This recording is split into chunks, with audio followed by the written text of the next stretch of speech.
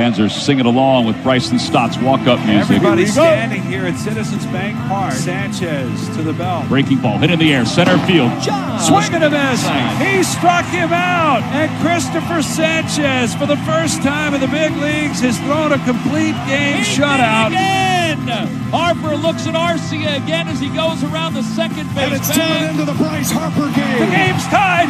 Castellanos in the third. Dusty is waving him home. Here's the relay to the plate. There'll be no throw. Phillies leading. Breaking ball blasted. Game is tied. Castellanos for the Phillies. And it's a brand new game. And the Phillies close out the National League East. They are the champions of 2024.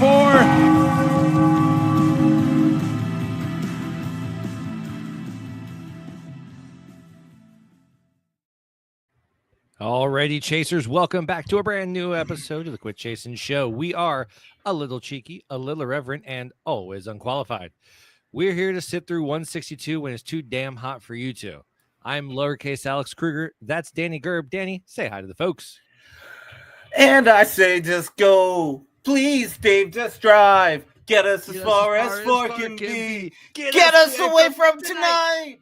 Hey, Alex. Oh, hey, man. everyone. How you doing tonight, man? That. I'm doing great. My shoulder is to the wheel a little bit right here, Dano. I don't know. A little bit of a teaser. Little summer tease action. I love that. Yeah, a little summer teaser. I don't even know her. Oh, snap. Are you wearing one of my shirts? I'm never not going to do that joke. Yeah, I think we talked about this last summer. We did. It actually fits you a little bit better, and I'm a little jealous, but that's okay. I love it. Was it a Target purchase? It is always a Target purchase. Oh, yeah. Well, not anymore with the boycott, which is working, by the way, people. Do you eat Chick-fil-A? It is working. I do not. Damn. Yeah. Oh, Damn. it's yeah. One of the CEO executives is actually fired for his 9.8 million loss or whatever. It's working. The boycott is working, people. I love that. Someday I'll join you. Maybe I'll switch to Walmart. I heard they're good with their employees. Danny, how the hell you been? How you been in the last week? What's new? How are you doing in the sweatiest week of the year? I was just lamenting that it didn't feel like summer 2 weeks ago. I'm now eating my words through my air conditioner bill. Yeah, right. Seriously, what a shock. So I am okay. I did not eat Monday and Tuesday, not because I'm doing some weirdo like body shaming thing. The millennial work diet, man. No, well, that and so every now and then we'll get lunch provided to us depending on what firm I'm in and how long we're going that day. And a lot of these guys just like plowing through lunch, which I'm fine with if it doesn't mean I'm working to midnight. Then that didn't happen. And then I would get home and load my gear back in the house and walk around my house just sweating. My cat is like 2 pounds lighter because she shed everything. Poor Picky is almost naked these days. Dude, Hermie feels it too. Yeah. I literally bought an air conditioner so I could move an air conditioner into her room. You love those dirty hippies. I'll tell you.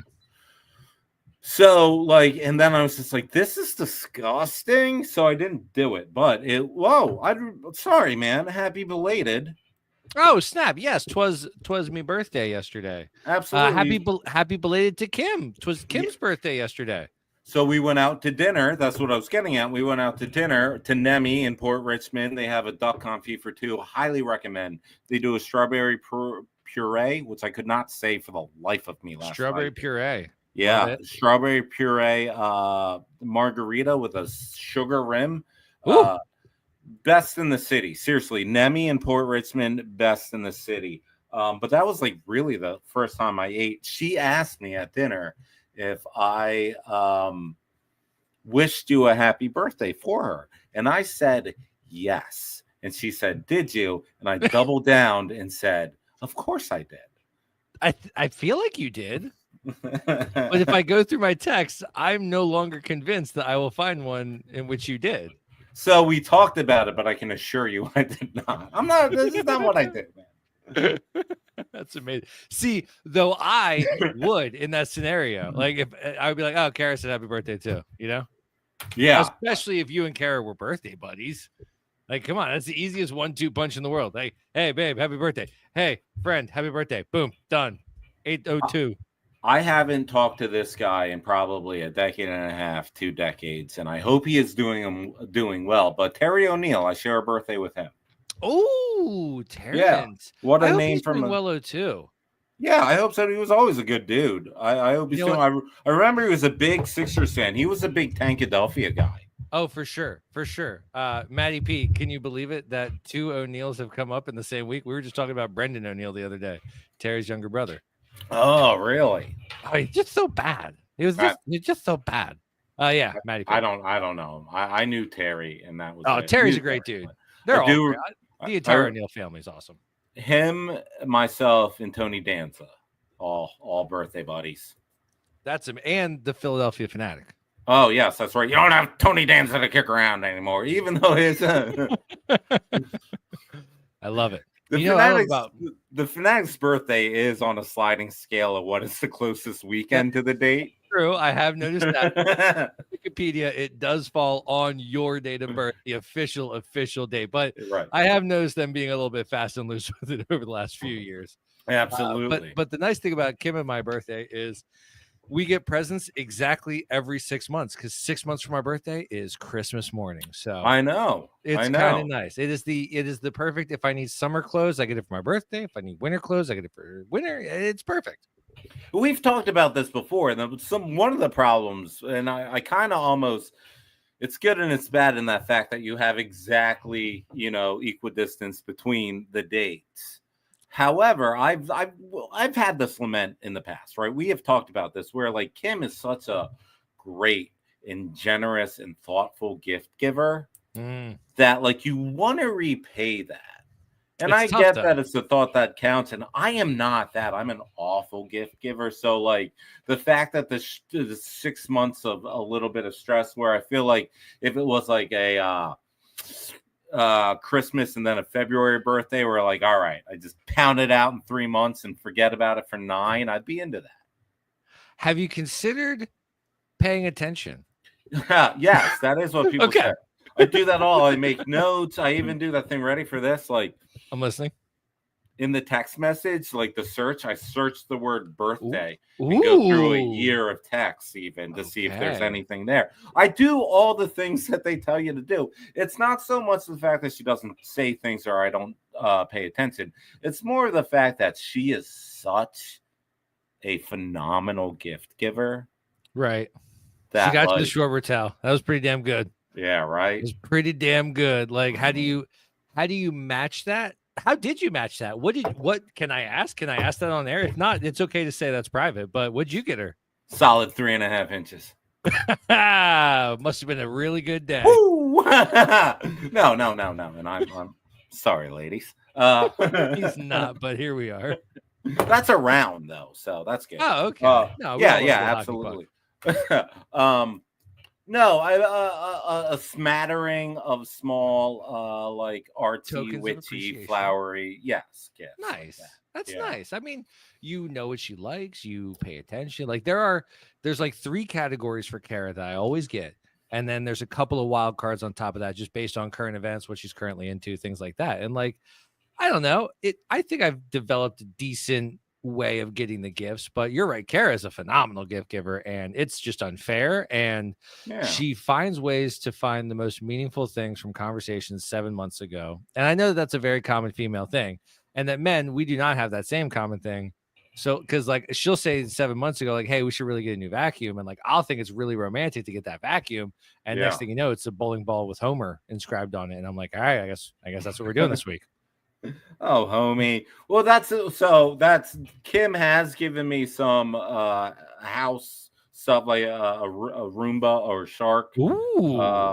Things like that. And she actually kind of gets bummed by it, but like funny does she like, but I love that stuff. Like I love that stuff. Like I love it. I am a tidy dude. Like that stuff is and she kind of feels like, I guess maybe from watching all those sitcoms of people getting vacuums and being in the doghouse, but like, no, man, a vacuum, a pan, an air filter, like, oh my god, a good frying pan or like a nice pot to cook food in, a really good set of baking pans. Holy shit, that's a great present.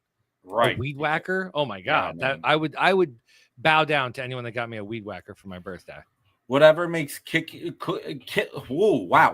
Hey, let's try this again. Yeah, whatever makes cooking faster and cleaner, or a cleanup of something faster and easier, and a spaghetti dinner, and boom, we're golden. Do you have an air fryer?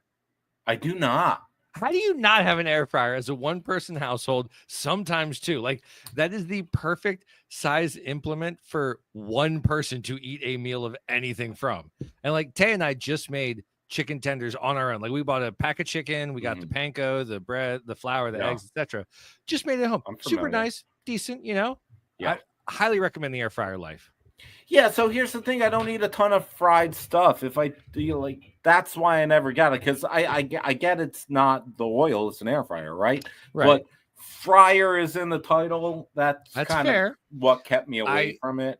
I argue the vegetables out of an air fryer, like your asparaguses, your broccolis, your cauliflowers, any of those types of things out of an air fryer is absolutely sublime. Asparagus out of an air fryer is 1000% my favorite way to cook it.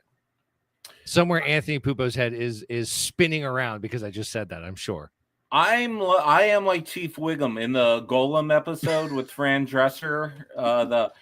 They're tiny pan fried. You had me at pan fried. I'm a pan fry. Like, I pan fry most. Do you remember last year when we were talking about pan fry your hot dogs? I know. Yes, with a little bit of beer in it. I remember, buddy. Yes, exactly.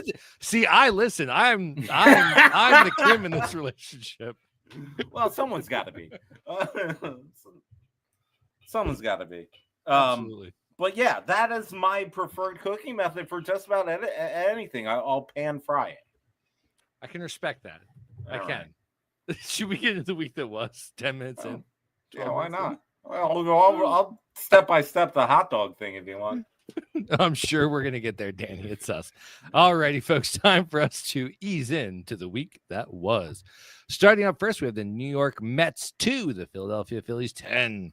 Wheeler got 2 runs of support that Taiwan immediately handed back to the Mets in the 6th. Then the Philly bats woke up and plastered 8 more runs on them between the next 2 innings. Moment of the game was when Castian Real Muto slid into home almost simultaneously, recreating the hilarious scene from Rookie of the Year, further proving that Nick Castellanos has the athleticism of a 12-year-old anymore. Game 2, New York Mets 11, Philadelphia 4. The home run derby game. Apparently, whenever a pitcher doesn't have it, there are only 2 answers for the sports media world: injured or tipping pitches. I don't know. Maybe homeboy just didn't have it that day. Finding Nemo and Juan Sotomayor had 2 homers each, and then 3 guys not named Pete Alonso did the rest of the damage. Mick wasn't able, but maybe he just needs more time. But in the 3rd game of the series, New York Mets 1, Philadelphia 7. The Phils did almost all of the scoring in this game, which is why the ESPN graphics shows Lindor's home run trot in the 8th that minimized the score to, hold on, checking my notes, a 6-run deficit at that point. Jesus Luzardo was his Slurms McKenzie, and we got out of this with a series win. Felt good. Vibes were high. Side note, big congrats to Matty P, Uncle Mike, and Raybold for carrying my ass to a win on Sunday's golf scramble at the Pupo Scranton Bachelorette party. Danny, any thoughts on the Mets-Phillies series where we took 2 or 3 from our division rivals? Yeah, so there was a couple things that I liked about it. One, of course, after I say they don't play fun baseball, they have one of the funnest baseball games, if not the most fun moments so far in the season, right? Of all of baseball. That might be the most fun moment in all of baseball this year, especially because it was in the Thunder Guns jerseys, and I will die on that train track. The fact that it's in the Thunder Guns jerseys, it looks so much freaking cooler. It does look good in the Thunder Guns jerseys. It was picked up by everyone. Everybody has it. How could you not? What did you go with? A League of Their Own? What movie? Henry Rowengarten, Rookie of the Year. Yeah, so there was the Rookie of the Year ones going around and the Major League ones going around. Yes. Okay, that makes sense. But I think you made the right call. Rookie of the Year. Yeah, I think because again, Castellanos and the athleticism of a 12-year-old kid, that tracks these days, man. It does. He and Liam are about even.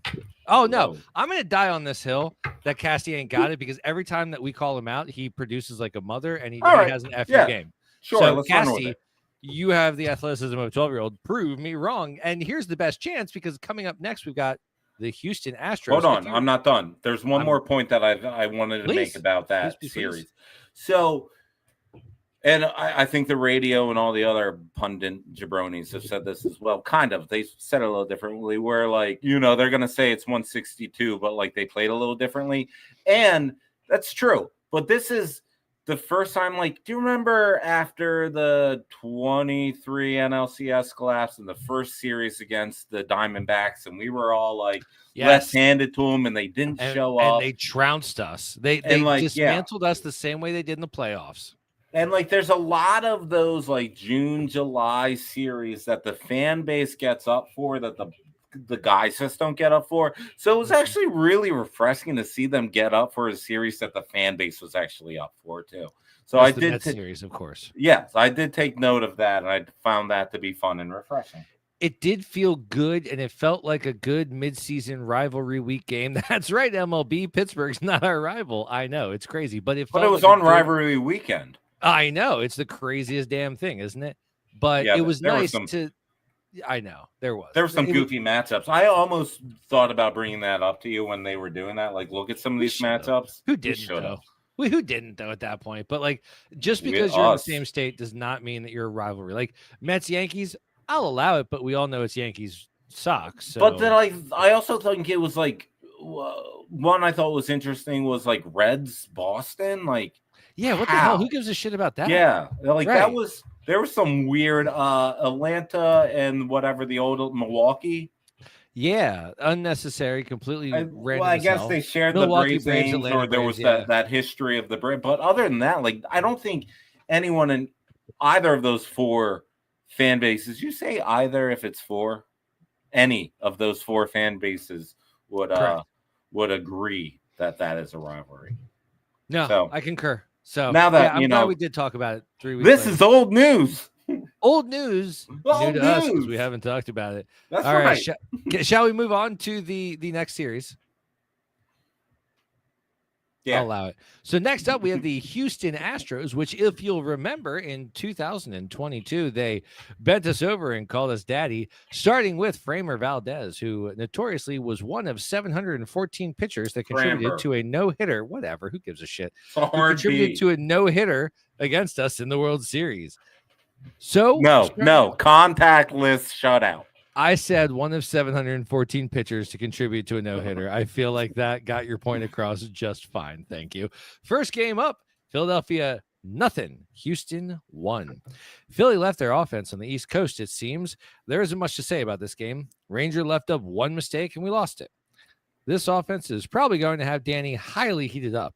And if that wasn't bad enough, game 2, Philadelphia, 0, Houston, 2. All right, we're up to 18 scoreless innings. The Phillies continue the tradition of shitting the bed on my birthday. This was annoying and irritating to watch. Wheeler did his thing other than one run allowed, which, you know what? That reminds me, screw the game recap. I've come around on Trey Turner, okay? That's a well-known fact. I give the guy his flowers and his due constantly. Having said that, to all of the Chris's and Steves of the world, stop telling me Trey is a solid enough defensive shortstop. He had a dumbass error that cost Wheeler a run, and it wasn't listed as an error. So every time you want to bring up his fielding percentage or something stupid like that, I'm sorry, it's the eye test for me. He is still a shortstop bum.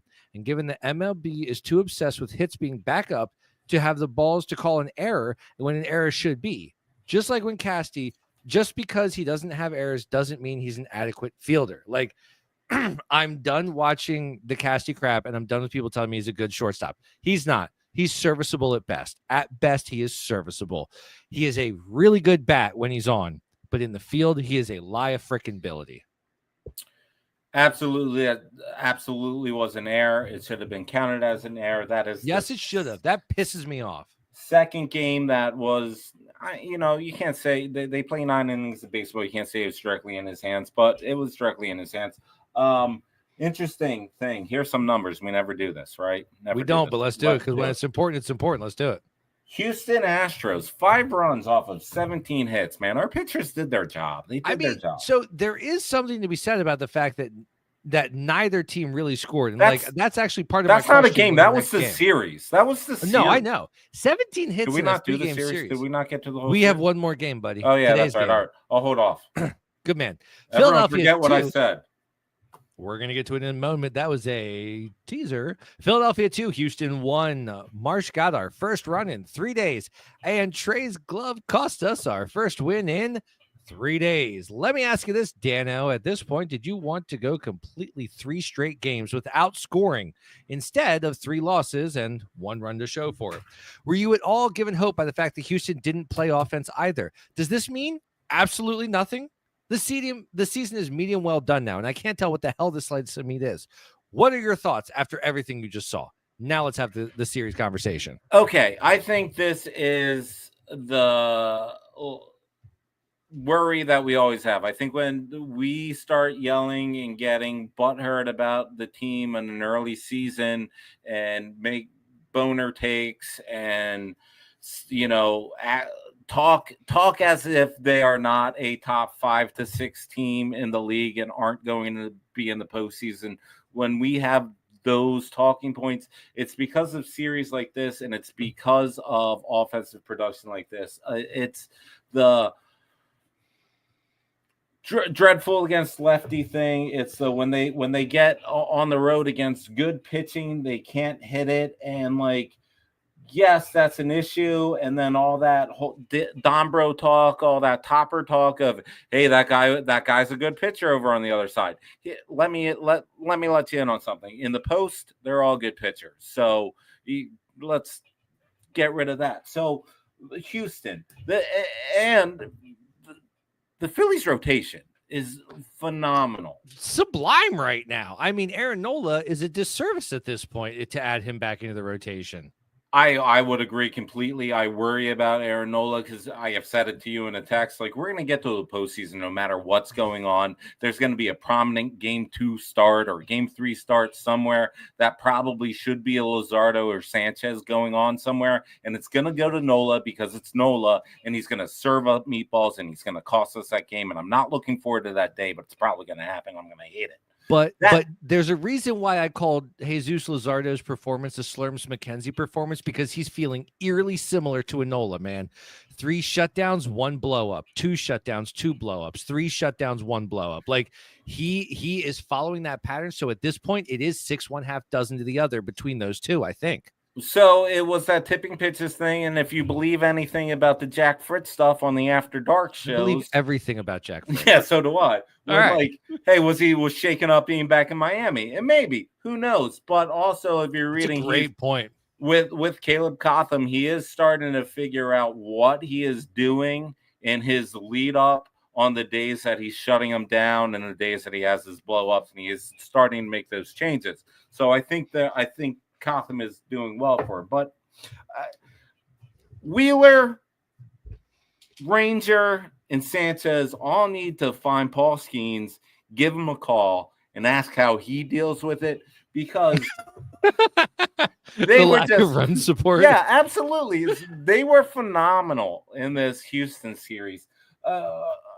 For the series, Houston Astros, 5 runs off of 17 hits. That's insane. First off, that's 5 hits a game average, roughly.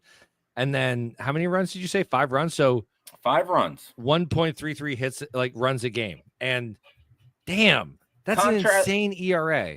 In contrast to the Philadelphia Phillies, 1 run, 15 hits. Jesus God. And the thing that, did you watch today's game? Did you get to? I listened to today's game. Okay. I got to watch more than I wanted to. And here's the thing, buddy. The chase was on real hardcore.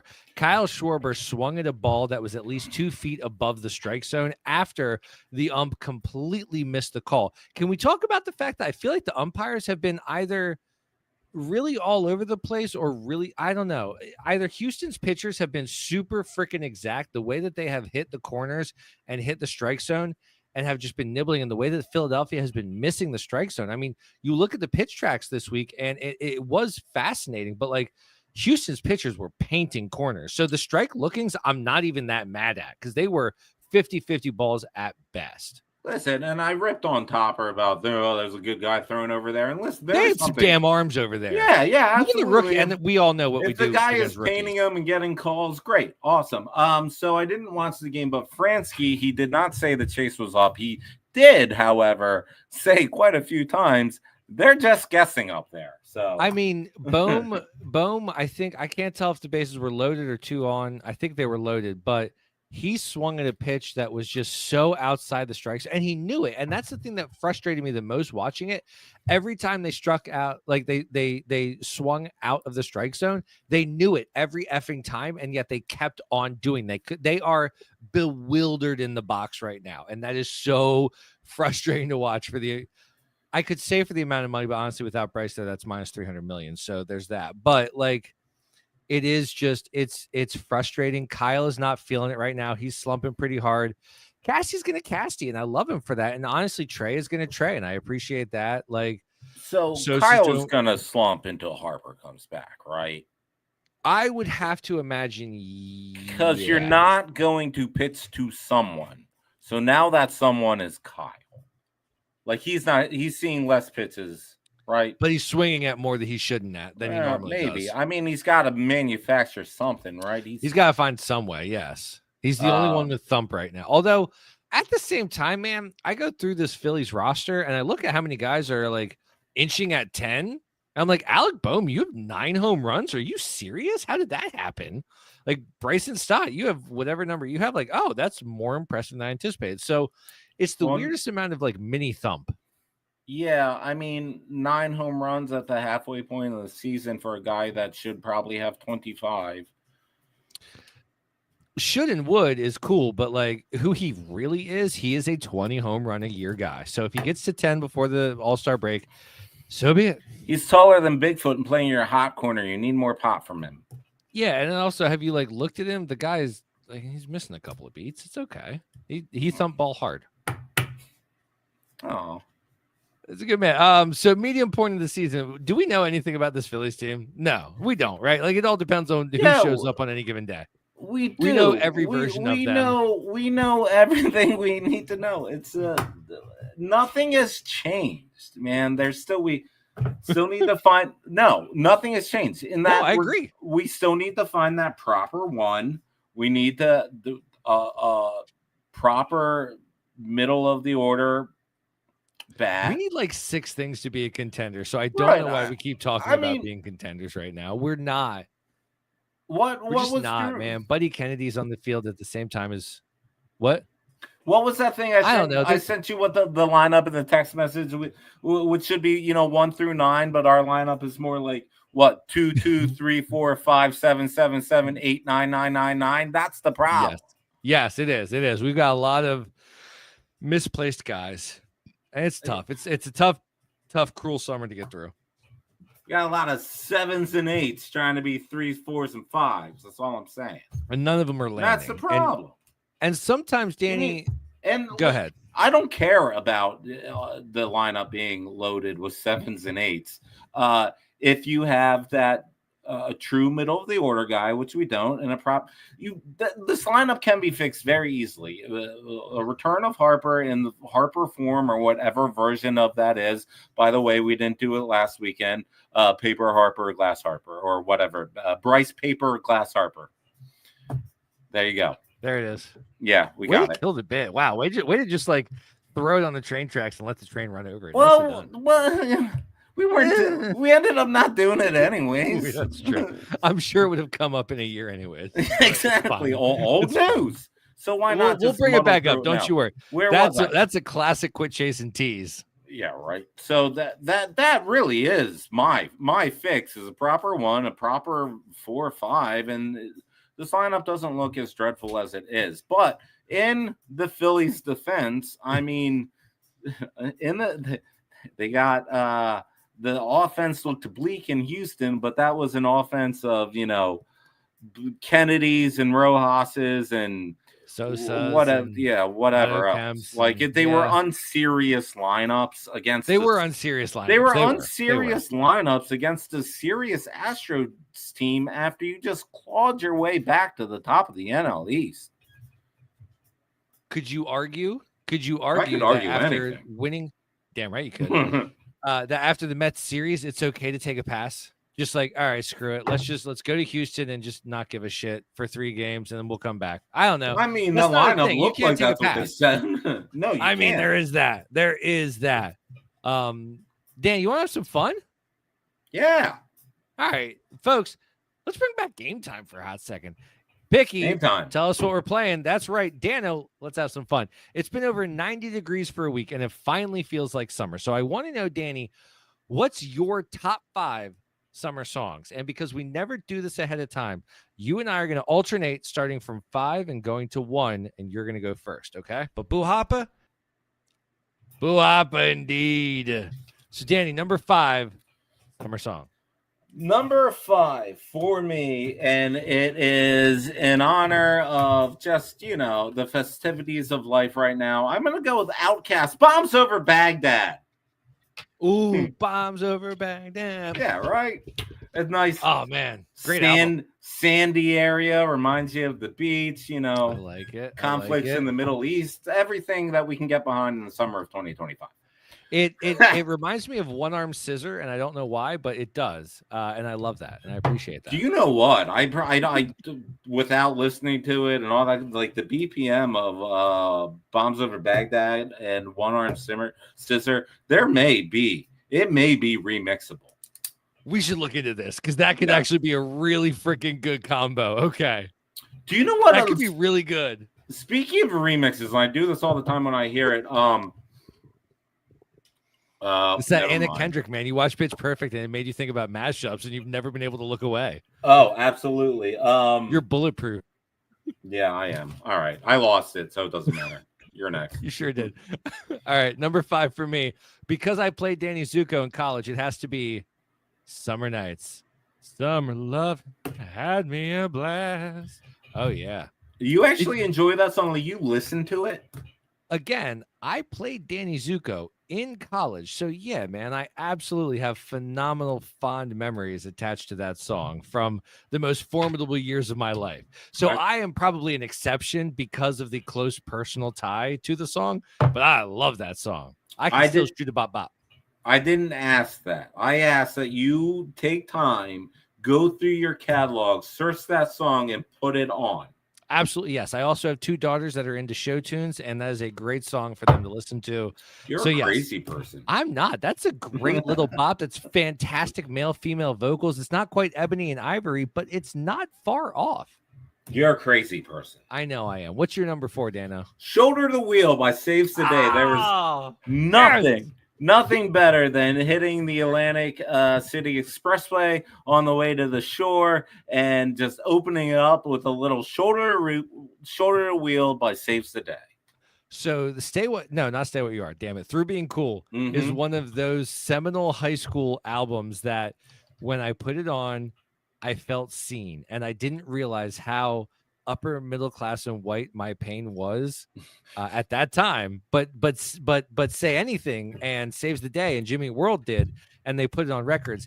And Shoulder to the Wheel is a phenomenal song. Did you see I took the mic off the stand for this conversation now? I did, and now I feel like I want to hold a mic too. It's a front man thing. It is. Just like this. This is a very visual gag for the listeners. Really is. We're holding them like they're snow cones or Absolutely, giant robot penises. Yes. I'm doing the Brandon Boyd with the cord around the hand, but that's just because I've always emulated it. Very nice. So here's the thing. Speaking about what did you say? Angry middle class and white? Angry middle class and white, yes. Yeah. Did you see Kevin Kincaid's top 50 hot takes?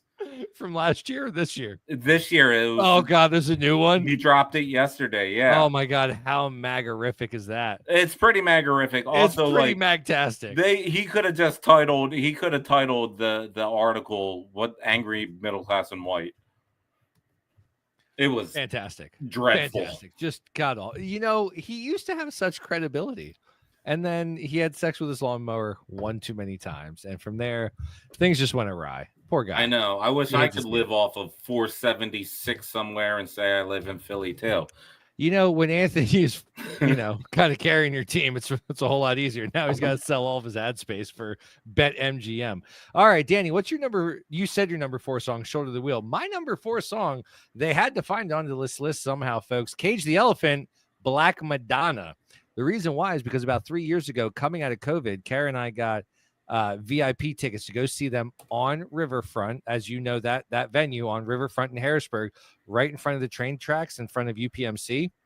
It's the coolest venue in the freaking world. It was right after a hurricane, but we were still able to go in, and they played that song, and just like the smoke in the air, the vibe and the everything. It was really awesome, and it was a perfect summer night. So Black Madonna by Cage the Elephant. I have no idea what that is. Of course, it's Cage the Elephant. I've just been singing Lady Madonna in my head because why not? You know what? Go for it, because that's probably better than anything I can present to you for Black Madonna. So what is your number 3? I'm gonna. This is a new one. It has creeped up on me. I think it is going to be the song of 2025, or maybe it's just because it's Pride Month right now. But it is everywhere, and I'm enjoying it. And it's Pink Pony Club. I love that for you. I don't get it, but I love that for you. It's a banger, dude. I want to. You know what? You and I have talked about this, and you are a big fan of pop. Yeah, I have tried to listen. Yeah, apparently, dude, I thought I was a big fan of pop. I really, really, really did. And then I tried to listen to modern pop, and I was like, "Well, this is drivel." I hate modern this. pop is good. Pop is good. I don't like it, man. Sabrina pop Carpenter, I don't care for. Better pop. Like what happened to Lana Del Rey? Like that's my pop. That's the pop I want to get down with. Give me that summertime cover. Yeah, Summertime Sadness. How dare you? That was an ethereal summertime. Thank you. Oh, I thought they were talking about the Lana Del Rey song, the Summertime Sadness. You're right. That was a good song. That was a banger. It was. Did not make my list, but obviously, you know what? Night is Sublime Summertime, which is now I realize a massive mistake on my part. But what are you gonna do? I wanted it to be on my list. The problem is, it is just unbelievably played out. Well, that's the thing. Most of Sublime, especially that album, was completely murdered by the Central Dolphin Kids and like just all the weird little hipsters before there were before there were hipsters back in Central Pennsylvania. So yeah, no, I hear you. That was a good number 3 though. I liked it. Yes. All right, my number 3. All right, Poopa, this one's for you, buddy. Crazy Game of Poker, OAR, but it has to be the Anytime Now edition, okay? We rented pontoon boats for Poopa's bachelor party this weekend, and at one point there was a lull in the music, and Anthony was like, hey, what do you want to listen to? And I thought to myself, okay, I've got 30 seconds to come up with something that is almost country, but that I don't mind listening to. I was going to say, you gave the Poopos the aux cord? That's brave. It's Matt's bachelor party. How would I not? I was there to be the still brave call it a day. No. Matt's got great taste. Matt has fantastic taste in music, and I will fight that to the death like a gladiator in ancient Rome. Fair. Sure. Anthony, no comment. But he asked for the version. I said, give me Crazy Game of Poker OAR. He put on the wrong version, even though I specifically said Anytime Now edition. It's fine. It was still a great song, but that song takes me straight back to 2002, and just it is pure vibes, pure summer. Love it. What's your number? Go ahead. What? No. I want to go on this Crazy Game of Poker rant for a second. Not rant. Pathway for a second. Yeah. What is the Anytime Now version? So the Anytime Now is the 2-disc live set that came out right as they became popular with all of us. It was the Black Album with the like green, yellow. 34th and 8th. No. Anytime Now. You know what? I'm going to pull it up on the screen and then share my screen so that you can see it, because that's how impassioned I am about the importance of this album. All right. Yeah. Keep on going. So the Anytime Now album from OAR was, again, it was a 2-disc set. Nope, not that one, buddy. Not that one. Not that one. So, all right, I am going to share my screen super quick. Because that 34th and 8th version is my favorite version. Really? Mm-hmm. That's fascinating. Okay. It's like 28 minutes long. And I'm not good. I'm not one of those jam boners either, but no, you're not. You never have been. You never will be. And I appreciate this one. Oh, okay. That is a phenomenal album. The Black Album. That's a live album? Dude, how did you not know that's a live album? Of course, it's a live album. Oh. Yeah, man, that's a live album. So yeah, that's my. What's your number 2? I don't have any OAR, but about an hour ago would probably be my OAR summer. Hey Girl was almost my OAR choice. And Night Shift, when I was working overnight at Hanold Sunoco, Route 22, Jonestown Road. What up? Night Shift was my freaking jam. That and Clerks spoke to my life. So he's made a lyric change. Have you heard it any recently? He made a lyric change in about an hour ago now, while they play it live now, where he says, playing drinking games, but they were all too young to talk to. Oh, interesting. Which I give him that's credit. an interesting I give lyric him credit. change. Good job, credit buddy. For that. Yeah, exactly. Good job, Mark. You're too loud. Yeah. He seems like someone who would respect the lady. I agree. Can I tell you, by the way, the Matt asked me this past weekend. He said, "Hey, did we see OAR at?" And I was like, "Yo, at the pier in Philly with Danny Gerb." And he's like, "Yeah." I was like, "Yes, that absolutely happened. That was a great game." That was the day I learned that Danny Gerb has endless amounts of, as the kids say, riz. Oh, well, thank you. I don't so much anymore, but no, you do. Look at that face. Look at you. You are endless bouts of riz and anxiety and just palpable angst. I love it. What's your number 2? That's right. I said, how about a revolution? Number 2, that's where we are. Oh, LATER that week. Len, Steal My Sunshine. Oh my God, that is an amazing song. That song lived on for at least 3 straight summers.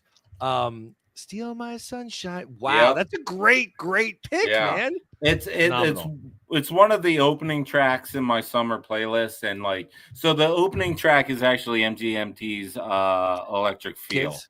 Oh, okay. That's a really good one too. That's a really good one too. And then it goes to Len, Steal My Sunshine, and those two together just get me like, yeah, all right, let's catch some waves today. I gotta clap on that. That's a fantastic pick. That is a fantastic pick. Len, Feel My Sun. That would have been only better if it had the Macarena, which I can't believe I didn't think to put that in. That's such a summer song for me. I think of Senators games and playing it and yada yada. Anyways, my number 2, coming in from SoCal, Slightly Stupid with 2 a.m. One of my all-time favorite. So here's the thing. I love Long Beach dub music. I love reggae and that whole Sublime, Expendables, Revolution, Slightly Stupid sound. I adore that as a Northeastern Central Pennsylvania kid, of course. But it always brings me that summer vibe, and nothing brings me summer vibe quite like Slightly Stupid's 2 a.m. And if you don't know what that song is, I'll give you a couple of bars if you'd like. Wait, hold on. It's 2 a.m. and I want to go to bed. That's OAR. I got a lady. That's a Night Shift, I think. That's OAR. This is oh shit. Now the only thing I can think of is the OAR song. Hold on. I got a lady running through my head. 2 a.m. police knocking down my door. What for? And I don't know the words about. That didn't help at all then. But yeah, no, it's a super good song. I think if you haven't heard Slightly Stupid's 2 a.m., you should check it out. It is a great summer vibe. I know Slightly Stupid Stormtrooper. That is the only Slightly Stupid I know. Buddy, I could introduce you to a lot of. I saw them open up with 311. I was unimpressed. Everyone's allowed to have an off show. Haven't you ever had an off show? Okay. Never. Fuck off. Yes, you have. You've had an off show. You've done a show with me for a season and a half now. Have you not seen I am red light ready all the time? Red light ready. That's true. All right, fair enough. I'll allow it. Danny. That brings us to number 1. I'm super excited to see what your number 1 song is. This makes absolutely no sense because if you watch the video for this song, it is drab in the winter. It's in black and white. The song itself, I think, might be a little melancholy, even though the title suggests that it is bright and sunny. But for me, this is a nostalgia piece. This song came out when I was in grade school. I was still hitting the dolphin pool every day. I forget her name. I think it was Jen or something like that. She was an older teenager lifeguard. She was working the concession stand. I just had the biggest thing for her. And that same character existed in The Sandlot, so don't feel bad. Well, yeah, exactly. No, it was. This was my Wendy Peppercorn. This was your Wendy Peppercorn. I love that. My Wendy Peppercorn, and I just remember they would do 30 minutes on the chair and then 30 minutes in the concession stand, and I'd always wait to go to the concession stand when she was in there. And it just so happened that this song came out this summer, and it just seemed to always be playing at the pool. And it's Collective Soul Shine. Oh shit, that is a 1997 earworm. that will never be gone from you. That's maybe 1993. I don't know, but Collective Soul Shine. I hear that song. I smell dolphin. I feel the chlorine on my skin. I remember Jen or whatever her name was, Wendy Peppercorn. I remember getting on my bike and racing back home to watch Salute Your Shorts and Hey Dude and Time. All while jamming out the Collective Soul Shine. And that was summer, baby. You know what, Danny? That I'm so happy you brought up Salute Your Shorts and Hey Dude, because Taylor is currently in the living room right now watching Legends of the Hidden Temple on Paramount Plus. Yeah. I wanted to ask you, what is your favorite of all the Nick games and sports over time? You know, you got your Legend of the Hidden Temple, you got Guts, Global Guts, you got Double Dare, you got Family Double Dare 2000, you've got Figure It Out. Like what do you gravitate towards in the Nick games and sports arena? So Global Guts was a crappy offshoot of Guts, and it sure was. I wanted a piece of that crag, baby. Sure did. Did I ever tell you that when Nickelodeon Games and Sports was traveling, and I was probably like, I don't know, 9, 10, 11 years old, something like that. But they came to Hershey, and I got selected to do the Legends of the Hidden Temple game. Okay. And we lost, but it was the craziest, coolest experience of my life. I was in the like thing. I don't know how to describe it, but it's like a wooden box that's straight up, and there's padding in the bottom, and you have to grab puzzle pieces. Coffin. And then not really. It was like a think of like a well, like the shaft. The shaft of the well. I was thrown into the shaft, and they were grooming you for a future of capitalism and coffins. I was already in Catholic school, Danny. So I was in the shaft, and I had to get the puzzle pieces and lift them up and throw them over to my teammates. The other side was faster. But anyways, yeah. So Nick Games and Sports, what was your favorite? Guts. Guts. I wanted a piece of the crag. I wanted a piece of the crag. You did. I needed a piece of the crag. We all did. Mine was obviously Legends of the Hidden Temple because of nostalgia. But all right, that brings me to my number one. So I always thought Legends of the Hidden Temple was the nerdier version. I didn't think I was smart enough for that. Oh, see, I adored the trivia. I enjoyed feeling like I was learning something while watching kids compete. I felt like Global Guts was just like a whole lot of Mike O'Malley say, "Do you have it?" Oh, that's funny. I thought I just wanted to get into that wave pool and hear Mo talk about how phenomenal I was, just like a fish in water. Did you have a massive crush on Mo? I did not have a massive crush on Really? Mo. Good No. for you. Dino, though, on Salute Your Shorts. The bratty rich kid. Yep. But yeah. No, I get that. Yeah. And then, but I'm really actually more now who I am. It probably should have been the crunchy hippie, whatever her name was, Zoe or something. From Pete and Pete? No, from Salute Your Shorts. Oh, right. Yeah. Well, the Pete and Pete was a trip and a half. All right. That brings me. I love that song. That song's on my summer playlist too. The Pete and Pete song? Yeah. That's a really good one. Yeah. Anything with Iggy. All right. My number one song, Childish Gambino, Feels Like Summer. It's literally a song that says feels like summer. I feel like that's self-explanatory. You took this very literal. I did, Danny. I did in a lot of ways. There were some I took as memories and some that I felt, but again, I thought to myself, when I step outside and I want to play music that feels like summer, what are the top 5 songs I'm going to pick first? And these are those songs. Fair enough. Depending on the version of summer I have in front of me. Fair enough. I love it. We did it, Danny. Wait, I'm not done yet. You're done though, because you did all 5. Yeah, no, kind of. So you got some honorable mentions? No, not really. It's more of a. I see that we have, because I looked at the agenda this week, Alex. I'm not going to get blasted. First time for everything. Yeah, exactly. I'm not going to get blasted this week for not doing it. And I saw that we do have a under review, fair or foul, whatever we're calling it, coming up in the show. Teaser. But I want to do one right now too. Please. Oh, fantastic. Secret agenda item. Let's do 2.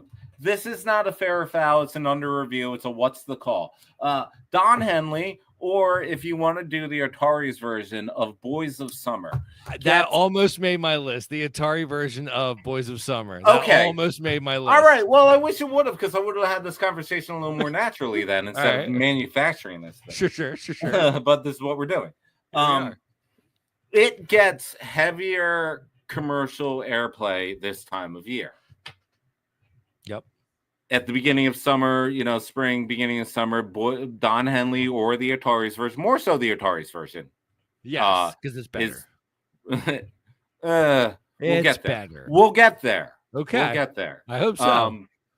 My argument about that song is it's an end of the summer song. It is it's a beginning of fall song. It really is Yes. a end of August, early September song. I agree with you, but it does slap in June. It does slap in June. It's an end of summer song. It is definitely like you're sneaking those last couple beach days in at the end of September where the sky is a little cooler, the sun is setting earlier, the streets are a little more emptier. Nobody's at the beach, nobody's at the lakes, man. The boys of summer are gone. It is an end of summer song. So when is the earliest this song should be played in your opinion? September. Damn, that is late as hell. That's when it is, man. So to some folks, mid-August is the end of summer. It's I know, close to the end of summer because of school. Okay, the end of summer for me with two children. What? Almost dropped the hard R there. How dare you?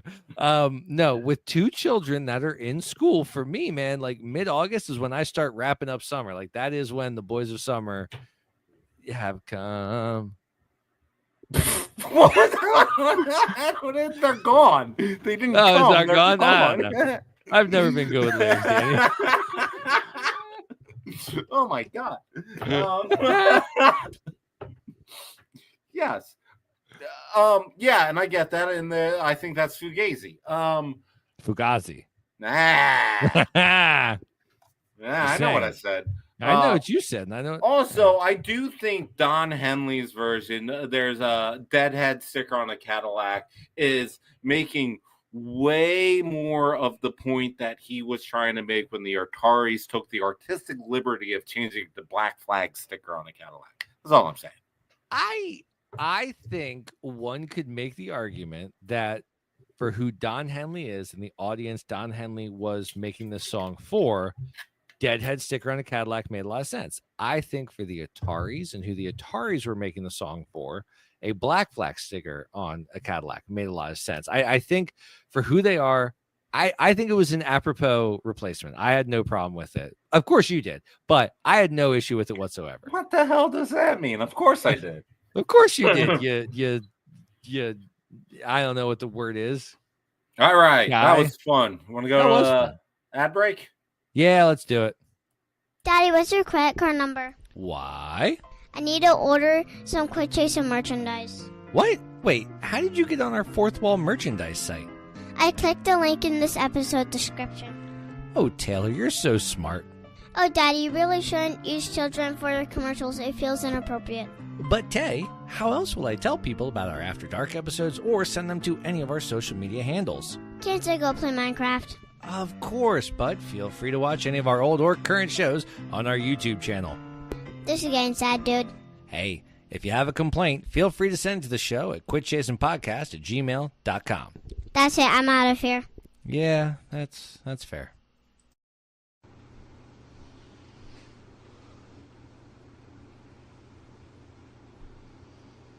Alex, Dick Trickle, whatever your name is, it does not matter. You want to talk about my corruption? I speak for the people. You are a lowly co-host on a mediocre Phillies talk show. I have done wonders for this city, for this town, for this show. It is why I am in my 12th term as governor. No one can stop me. Not even you. Now, as I go over my notes, there's a bit of a problem, Alex. We don't have a deal. How do you expect me to defeat you on our second annual 999 challenge. Without a date. So as I sit here in my gubernatorial office, I send out an executive order to you. Stop worrying about my corruption, because I speak for the will of the people, for Chase Nation. Give us a date, Alex. Give us a date. I see your challenge, Governor. Whoa. I see your challenge. And mark my words, the next time an episode is broadcast, we will have that date for you. Expect it in late July to early August, because that is about the time when my calendar clears up.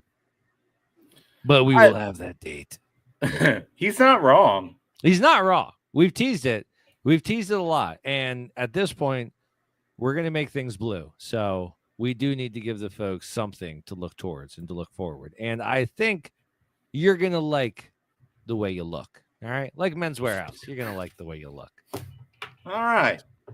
Danny, we killed it. And then I resurrected it because, like Jesus Lazarusardo, I knew it had to come back. So amped up this week, I want to talk about a different sport. That is the National Basketball Association of America, NBAA.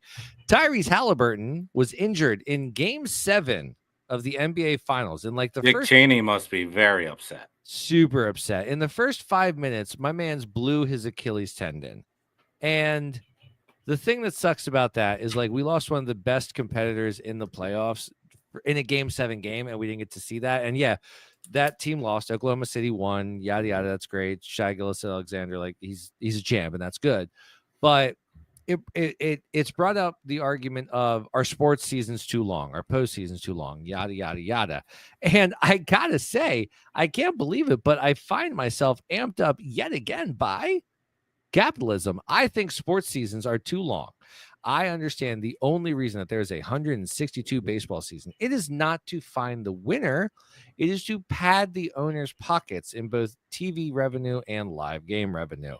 If they really gave a shit about the product on the field, basketball would be down to like 62, baseball would be down to like 122. There's absolutely no reason to play 162 games of baseball just to get to the postseason. All you're doing is breaking down bodies and extending things, and it's horse shit. I hate it, and it's got me amped up. What are your thoughts on that, Dano? I would say 146, 152. I don't think they would go down to 122. Yeah, I think if you ask any athlete in the league, they'll say that. The anonymous players poll came out sometime this week. The majority of them said, like, they kind of wanted to go to that MILB framing where every Monday is off. That would make it around that 152 number. It's never going to happen. One player said the season was too short. Trey Turner?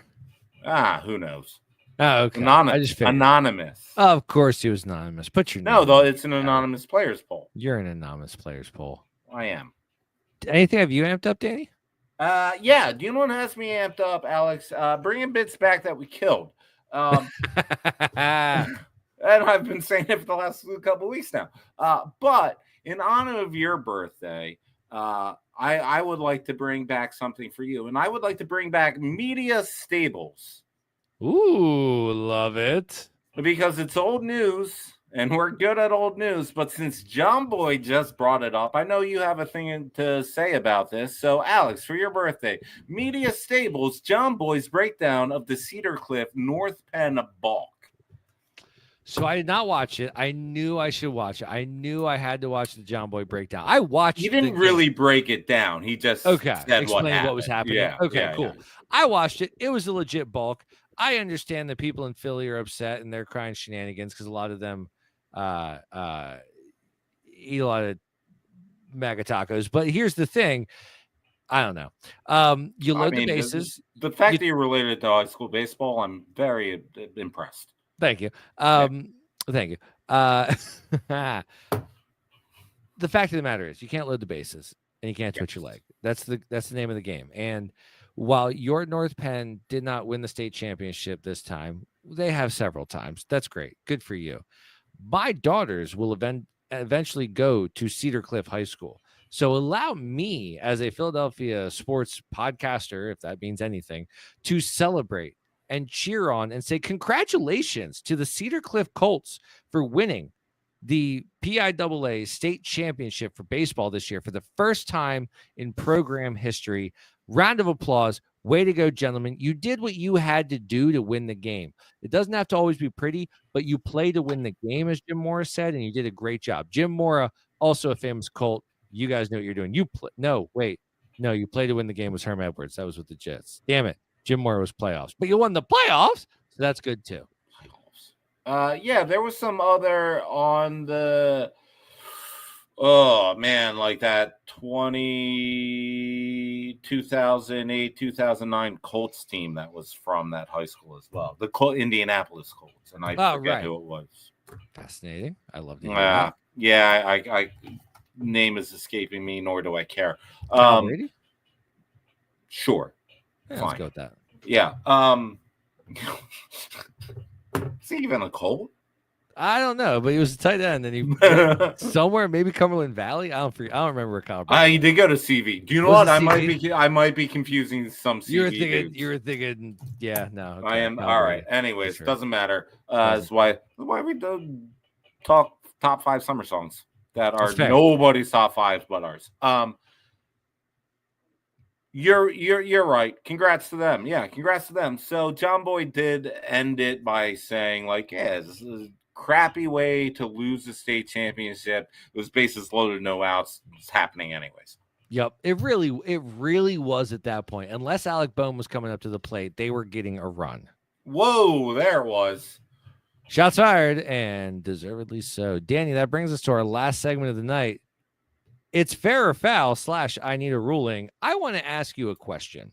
Mm-hmm. Can I say, if I go to a Phillies game at Xfinity Live, can I say I was there for that game? Does that count? Is that close enough in proximity to the ballpark and with enough TVs that make you feel like you're there? Does it can I say I was there? I don't know. It's really tough. So it is. You are getting the energy and feel of the stadium. You could pop outside of the parking lot and hear what is going on in the stadium. I think you were not in the hate to borrow a term from Chicago, but you're not in the friendly confines. So I don't think you. I think you can ambiguously say it, and then if you get some pushback, you eventually have to come clean. Like, I was across the street, but. There is a communal vibe there. There is, in a sense, it's not watching it from your house, but it's also not being there. It's a weird combo because thank you for saying that, because I have been struggling with the fact that for a couple of years now, I've been living on this lie where like, I don't really correct people when they say like, oh, you were at game 7 of the Diamondback series, right? And I'm like, yeah, I was there in Philly. Yeah, you say I was down there. I was there. I was down at the ballpark. You would have, but I was there. If they won that game, you would have merged with the people that were inside that stadium right. and marched down Broad Street. Right? I think absolutely ready to. God, I wanted to climb a pole. I think that is what the spirit is. I think you can ambiguously say stuff like you were down there. If you get pushed back, I think you have to come clean. So it was after the Bedlam in the Bank home run. The High Hopes episode after that, where James notoriously or famously said that he wants that I was in the ballpark Bedlam at the Bank to be on his epitaph. I told Jack that on our show that I too would like that to be on my epitaph.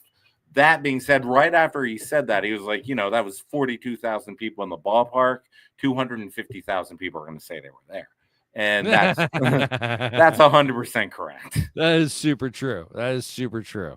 And I like saying that I was at that Diamondbacks game to point out, like, I drove 2.5 hours or 2 hours to get there. I stayed up until like 10 o'clock at the game and then drove back home to Harrisburg until 12:30 in the morning and had an event the next day. Like, I committed myself to going from Harrisburg to Philly and back in one night. So I feel like I earned that loss on my soul. Like, I get to feel that one a little extra, I think. What do you think?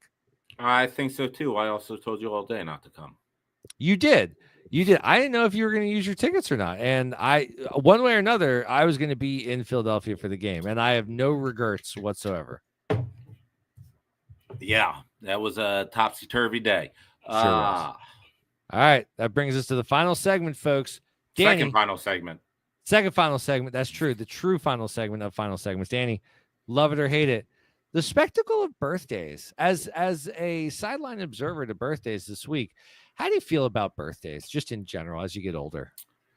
I like them. I think that it is something to celebrate. I like my birthday. Like Kim's not a huge birthday person, and I'm the one who has to like kind of get her up for it. I'm like, this is something special. Like, love you, babe. It's your birthday. Like, I'm excited for you. I'm excited for mine. Like, I don't want to do much. I'm not one of those birthday month or birthday week people. But on my birthday, I want to make sure that I'm not heating up a lean cuisine in my microwave or something like that. I do like them. I do think they're fun. I know you are more of a social media well-wisher than I am. That kind of stuff I can absolutely do without. I don't want to be a curmudgeon here and be like, birthdays and wishing people happy birthdays. What's wrong with you people? Because I don't ultimately feel that way. I think they are something to be celebrated. But also, like, what's wrong with you people? Stop. I loved feeling the love. I loved hearing from people I haven't heard from in forever. Like, every year, a couple of new folks wish you a happy birthday. I'm like, shit, you've been paying attention. That's fantastic. That's super cool. So I don't know. I think it's fun. But as far as like needing to be the center of attention, I think I've kind of outgrown that over time. And like yesterday for my birthday, we just stayed home and it was absolutely the best thing in the world. I took like 3 different naps. I watched 2 movies. Like, I hung out with Tay and just like chilled. It was magical. And that's what I want for my birthday. I want nothing, no expectations, no one wanting anything from me, no obligation to go anywhere, just to sit on my fat ass and just enjoy a day of nothing planned. And that's my kind of birthday spectacle at 38. Yeah, you do you, man. It's your birthday. Enjoy it. I'll cry if I want to. That's right, man. So birthdays, love them. Come on, people. Have some joy in your life. Love birthdays. Alex, this was fun. We'll do better next week, I promise. And everybody knows an ant can't move a rubber tree plant.